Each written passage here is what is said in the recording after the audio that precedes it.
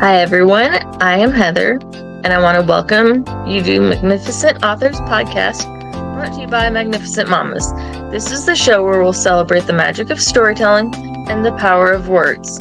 I'm your host, Heather, and each week I'll be sitting down with incredible authors from all walks of life to explore their creative journeys, uncover their writing secrets, and delve into worlds they create. Whether you are an aspiring writer, a passionate reader, or simply curious about the minds behind your favorite books, this is the podcast for you. So grab a cozy blanket, pour yourself a cup of tea, and get ready to be inspired by the magnificent authors who join us. Let's dive in. Hello, everyone. I am Heather with Magnificent Mamas and Magnificent Authors Podcast. We're joined here today with author Brent Olson. Brent, would you like to introduce yourself? Hi, Brent Olson. I'm a writer from Western Minnesota, and I'm looking forward to this discussion today. You are the second author today from Minnesota that I've talked to. Well, we're a very literate group up here on the prairie. Okay. Well, I did not know that. That's awesome. Do you want to go ahead and tell me a little bit about yourself and a little bit about your book? Okay. Well, I've been a writer for just about 30 years now. I have a syndicated column called Independently Speaking that about 1 million people a week see. Oh, wow. I have 8 published books. The one we're talking about, I have 4 collection of memoirs, 4 collection of essays, a memoir, and 3 novels. And the novel we're talking about today, I think, is Between the Helpless and the Darkness, which is a work of alternative history where I try and fix the world we live in. And I only had to go back 1,000 years in order to do it. Okay. You're going to have to tell me how you pulled that one off.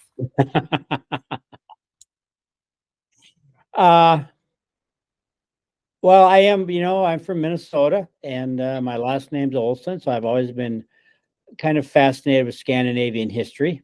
Mm-hmm. And there was a leader in Norway in 1066 named Harald Hardrada. He's an actual historical figure. He led really a fascinating life. He got carried off his first battlefield at the age of 14, badly wounded, and made his way through Kiev and down to what was then Constantinople, and ended up in the Byzantine emperor's personal bodyguard. And he stayed there for 15 years or so and amassed a huge amount of wealth and came back to Norway and became king of Norway. And he died in 1066 at the Battle of Stamford Bridge, invading England in hopes of adding that to his adding that to his reign. Yeah. Okay. What I did in the book is I just moved the path of an arrow about an inch and had him survive, badly wounded. And so we had this remarkable human being with a lot of gifts and talents and experience, but with all the sort of ambition burned out of him by this massive defeat. Mm-hmm.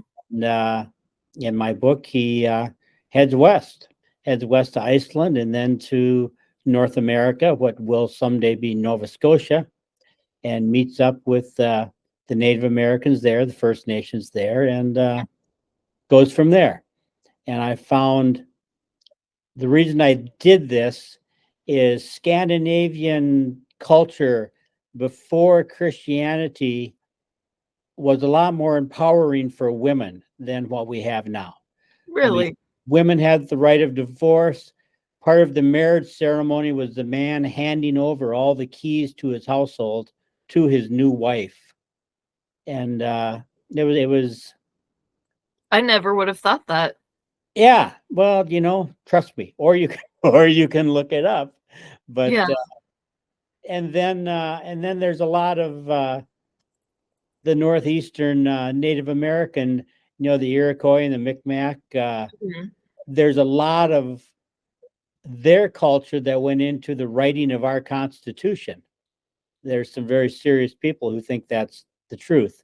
And so I thought the combination of the two cultures might set us on a better path than we're on. And that's essentially it. Did you have to do a lot of research for your book? I did a tremendous amount of research. I like I said, I've been working as a journalist for almost 30 years. I've filed stories from 20 some countries on 6 continents. Oh, wow.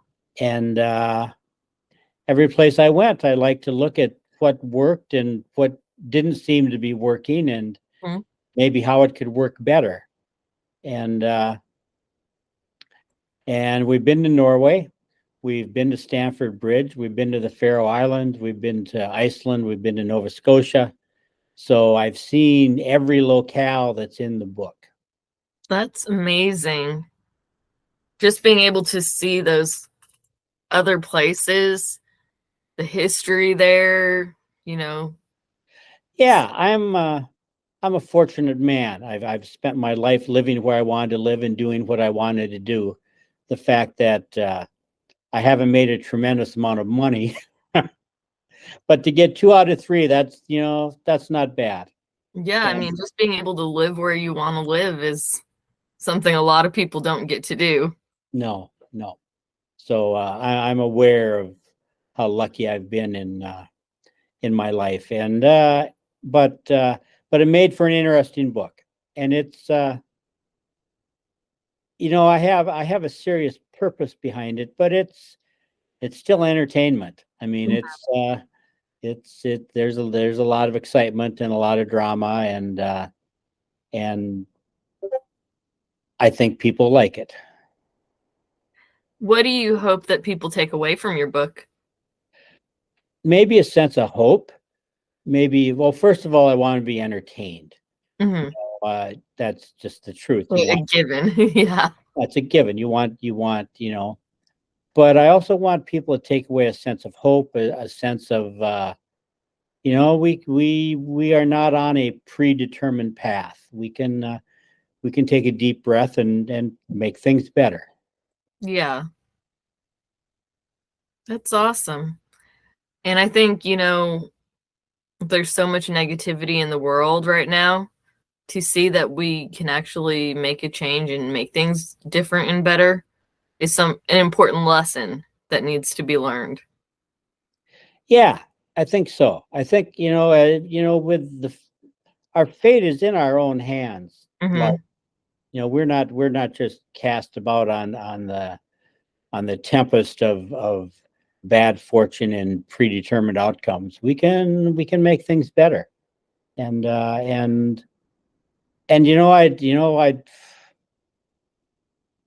as an old white man, I am I'm fully aware of the privileges I've had in my life, Mm-hmm. just by that demographic. But It's kind of sad at the same time to think about. yeah, but my extended family has been born on 4 continents. Okay. 3 of my grandchildren are from Ethiopia. I have a niece from Korea. I have 2 nieces from France. So so I'm as aware of anyone can be, I think, of the larger world, and Yeah. I'm hopefully a little further out of my bubble than Some some people. people are. I gotta ask, how do you end up having families so far on different continents and shit? Excuse me. Well, three of my grandchildren were born in Ethiopia. They were Okay. adopted by my daughter and her husband. My niece from Korea was adopted by my sister, and my older sister fell in love with a Frenchman, and and she spent 40 years living in France. So bada bing, bada boom, there it is. That makes a little more sense. Yeah. That's awesome. Um, so are you currently working on anything new right now? I'm always working on something. I'm a county commissioner in Big Stone County, which is a very low level elected position. I've been doing that for 20 years, 19 years and 6 months. I have 6 months left in my term and I'm not running again. But Mm-hmm. both my parents lived well into their mid 90s, and my great grandfather lived to be 90, and I had a grandmother who lived to be 100. Oh, wow. So unless I get hit by a bus, I've I've got to prepare for some longevity, and there are 4 more books I want to write in my lifetime. So Mm-hmm. so I'm about 30,000 words into the sequel to Between the Helpless and the Darkness, because my world wasn't quite perfect yet. I had to bring some other elements into play there. Yes, and we don't want you to give away anything about that book since you're still writing it. And I Yeah. don't like people to give away spoilers either. I want people to go out and read the books and purchase them, What's So, funny is I always tell people that really the most dangerous thing to do in a conversation is ask a writer what he's working on, mm-hmm. because I'll pretend to be shy and not want to talk about it. Then I'll start to talk about it. Then I'll get enthused talking about it. And then at some point, you'll be desperately trying to figure out a way to get out of the conversation. Hey, I don't mind if stuff goes sidetracked. I've done so many interviews with authors. I've done one who wrote like about mental health, and we went on the whole mental health, conversation. So, it's always good, and it's good to talk about a variety of things. Oh, it is. It is. And people are interesting. Mm-hmm. Sorry, coffee. Okay. um, what would you say the hardest part of writing your book was? Well, it took a while. It took a while because you see, it required a different mindset. My column, I need 600 words in complete sentences every Tuesday morning at 8 o'clock. Mm-hmm. So there's always, I like to turn out quality work, but there's always a sense of urgency involved to get Definitely. it done. And I've been following that schedule since 1995. Oh, wow. And in that time, I've never missed a week, but once my son wrote a column because I was in the hospital, and Mm-hmm. my wife wrote a column, but otherwise they've all been mine. So there's I this mean, that's kind of understandable, though. so there's this sense of urgency, whereas in writing a novel, you're trying so hard to get it right Mm-hmm. that you really sort of you have to wipe out the time element. One of my favorite stories is they told a story about James Joyce. He went into his favorite bar in the evening, and the bartender thought he looked a little disconsolate. So he said, "So, Mr. Joyce, what'd you do today?" And he says, "Oh, I spent all morning putting 8 words into my manuscript." And the bartender says, "Well, that's not bad, for you. What'd you do in the afternoon?" And he said, "I took them back out again." Oh, no. So, so you have days like that as a writer. So that was the hardest part, was trying to not have a timetable, trying to get it as much right as possible. Yeah. And then the other part was squirreling away, finding people willing to pay me to go places to write articles for them, to do journalism for them, but to go to the places I wanted to go for the research on this book, so I could get a 2-for-1 sort of thing. Yes, that makes a lot of sense. Yeah. And plus there's the element of, I had the foundation of the plot kind of Mm-hmm.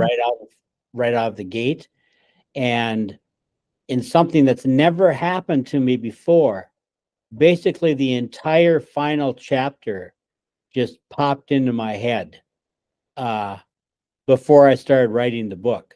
Mm-hmm. I knew how it was going to end. I mean, even the dialogue, I knew how it was going to end. Did you have to go and write it out? Yeah. In fact, I wrote it. I wrote it on a paper towel Nice. That's awesome. to get it down before I forgot about it. But then, as you're going along, you've got to flesh that out. You can't go from chapter 1 to chapter 39. You need some stuff in the middle. Yeah. And the fun part was one of my main characters, who I really had intended to be the bad guy.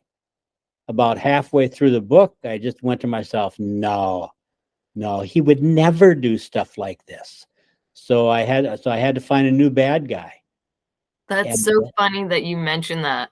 I've got a story, and like the villain planned from the beginning is a woman, and she's done all these bad things, and then I stepped away from it and I worked on a different story for a little bit. And then when I went back to it, it's like all the bad things that she's done was actually for the greater good. And she's really not the villain. And it's like, when did you decide this? Because it wasn't me deciding it, because you're supposed to be the bad guy. The character took over and was like, I am not the bad guy. And that's I think that's the best part of writing, is when you can surprise yourself. I mean, you always want to lead the reader on a journey, but when you can surprise yourself, that's when you sort of feel things are working. Yeah, definitely. I recently, my daughter's 15, she's homeschooled, and she reads a lot of my stuff, and I was writing, and I had another moment where stuff did not go the way you would think it would went, is the only way I can put it. And she's like, no. And it was like, yes. She never saw it coming. It was awesome. It was a wonderful moment. All right. So you do know exactly what I'm talking about. Yes, definitely. What's your favorite part of writing? When it's going well, Mm-hmm. when there'll be a turn of phrase or a plot development that just go, oh damn, oh that was good. That's fun. And then I, with a weekly column, I get a lot of immediate feedback. Mm-hmm. So that's nice, because there's people who pay to get the column, but I keep the copyright. Mm-hmm. So about a week after the people who pay for it get it, I put it up on Substack and Facebook. Okay. For free. And that's rewarding, to get comments from people. There's people who've been reading me for 20 years. Oh wow. And that's great. But then every now and then, when you hear someone that you've never heard from before, that's great in a slightly different way. Definitely. I can understand that completely. What would you say the most rewarding thing about your column is? Well, it's titled Independently Speaking. Okay. So the bottom line is, I pretty much can say whatever I want. Not have to worry about backlash. Yeah. I mean, I guess in my career, there's been one editor who told me, no, you can't write about that. And we don't work together anymore. But I like, I write about my grandchildren. I write about our Newfoundland dog. I write about politics. Write about the weather. It's fun to have eclectic choices in what I write about, and see what affects people the most. I mean, if you're Thomas Friedman and you're always writing about Middle East policy, you have kind of a defined audience. Yes. But I'll I'll hear from old farmers. I'll hear from clergy. I'll hear from teenagers. So that's awesome. that's rewarding when you can do that. Yep. Definitely. What would you say if you had to write in a different genre that you've never written, what would it be? Okay. Well, it wouldn't be a romance novel. I feel I have no skill. I mean, I'm an old Norwegian farmer from Minnesota. This is a topic about which I am not Familiar. I do not have the ability to write about. But Yeah, I guess that. I'd maybe, I might take a whack at a Western or something like that. That wouldn't be impossible. Mm-hmm. I'm always curious, to ask authors that. I had a horror author, I asked that too once, and she said romance. And I was like, that's a huge leap. And I think I had a children's author say horror. And Okay. I was like, that's a big difference. It's funny to see what authors say, if it's similar or if it's like, whoa, totally different. Yeah. And it's fun to stay loose. I mean, I know some writers who are vastly more successful than I am. Mm-hmm. And one of the traps that they worry about is they write a really successful book and publishers want the next book to be basically the same book. Yep. And then you can look down the road and you can go, God, I've written 16 books. I've written the same book 16 times and I may be rich and famous, but it isn't really what I wanted to do. Yeah. And that's a problem a lot of us would love to have, but it's a thing. You want to, it's important to me to maintain my independence.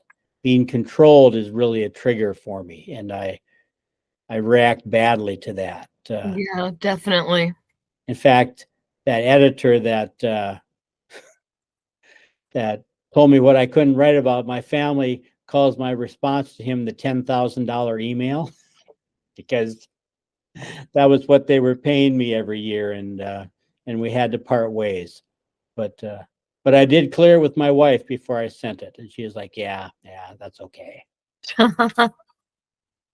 I mean, you gotta have your integrity and you gotta validate the way you feel. Yeah, I think. I mean, I may do it more than some other people, but it's important. You're right. That is important to me. Mm-hmm. That's good. I think that's important. If you got to sit down and co-author a book with any author, dead or alive, who would it be and why? Oh, wow. It's funny, the writers I really admire are the guys like David McCullough and Robert Caro, who do these deeply, deeply researched biographies and histories that, they end up with thousands of pages of notes and a bibliography, 50 pages long and things like that. It's work I really admire and I enjoy reading, but I just absolutely lack the skill set and the patience and the diligence to write like that. Mm-hmm. That would be that would be fun for me. I think they would hate working with me, but I would enjoy it. It's so funny because, like, majority of the authors, when I do ask that question, they say something along those lines, or some have said indie authors that they enjoy. A few say the big name authors. I had one person say, and he was a horror author, and he said he wouldn't want to write with some of his favorite authors like Stephen King or something like that because he was afraid that the negativity that they could give them. if that makes sense. Yeah. Like their feedback and whatnot, and wouldn't want the author they looked up to most to make them feel like they aren't good enough when we all struggle with that as it is. Yeah. I can see that. He's maybe overthinking it a little bit, but Yeah. but in my experience, other authors, other better established, better known authors have always been really generous with me. But That's good. I hear people say if you're working in an academic environment, that that's not necessarily true. There can be a certain amount of backbiting and things like that. But among the guys and women who are just out there kind of scratching away trying to make a living, I can't think of anyone who's been anything other than generous with me. And That's good. That's and very I try and I try to pass that forward, pass that on too. You're a good man, Brent. Well, you've only known me for 23 minutes. Hey, sometimes you just know. Okay, well, thank you very much. You're welcome very much. And I'm serious. Sometimes you get those vibes, and you can tell somebody is doing good and trying to do good compared to not doing good and whatnot. It's interesting. A book that I wrote called well, it hasn't done well in part because I picked really a terribly non-commercial name for it. Mm-hmm. It's titled ANGR, Ang, and that is the root of the word anger. Mm-hmm. Scandinavian word ANGR, Yeah. and the literal translation is grief at the wrongness in the world. So sometimes when you're really angry, the actual emotion is just this deep, pervasive sadness at how badly things have gone wrong. And that's a book I'm proud of too. And that's sort of a post-apocalyptic survival guide, which I think will do better. It's the same. Actually, it's the same topic as Between the Helpless and the Darkness, except instead of starting 1,000 years ago, I started with where we are today, which can feel a little post-apocalyptic sometimes. Yes, that's for sure. Definitely. Do you want to tell us a little bit more about your other books real quick? If you Google my name, I show up in a lot of different places. I've got the collections of essays some of them are columns I've written, some are books that are just specifically for some are essays that are specifically for the books. I've got kind of a memoir called The Inadvertent Cafe, which is about my time in a longer story than you would be willing to listen to. I became a Bush Foundation Fellow, which meant I ran a cafe for 5 years. Okay. Which was not really, it's a longer story than you want to listen to, but it's a good book, The Inadvertent Cafe. Well, and then the first novel I wrote was kind of a genre novel, placed basically in where I live, and the characters were kind of an amalgamation of people I know, and that's called Ice on Fire, and that's okay. Between the Helpless and the Darkness is the best thing I've ever written in terms of the quality of the writing and the depth of the research and the depth of the story. But I'm not ashamed of any of the others either. Well, that's good. And I think as writers, if you compare the first book an author writes to their most recent work, that there's only going to be improvement, I would hope. We just had this discussion this weekend. We were talking about how high schools seem to quite often assign the worst possible book from an author's background for high school students to read. And quite often they assign the first book because that's considered the most important book. But later on, when they've written more, they might write something that's a lot more accessible. Yeah. And it might be something a high schooler might actually read and enjoy. But those. Do you have any examples of those books? Like Hemingway, his last book, Islands in the Stream. Mm-hmm. It wasn't his best book. It's not the one that's best known, but it's the most accessible book. It's a book that a young person can read and understand. And and that's the book I think they should be reading in high school to sort of turn them on to it. So, yeah. And we've only got a couple minutes, so we don't want to delve too much more deeply into the failures of our educational system. I homeschool, so trust me, I understand. Okay. Because, Indiana schools are not that great. And my daughter has learning disabilities and is dyslexic and ADHD, and public school is not for her. Nope. And then it isn't for a lot of kids. And that's kind of it's not even safe for kids to go to school. Yeah. And I hate that.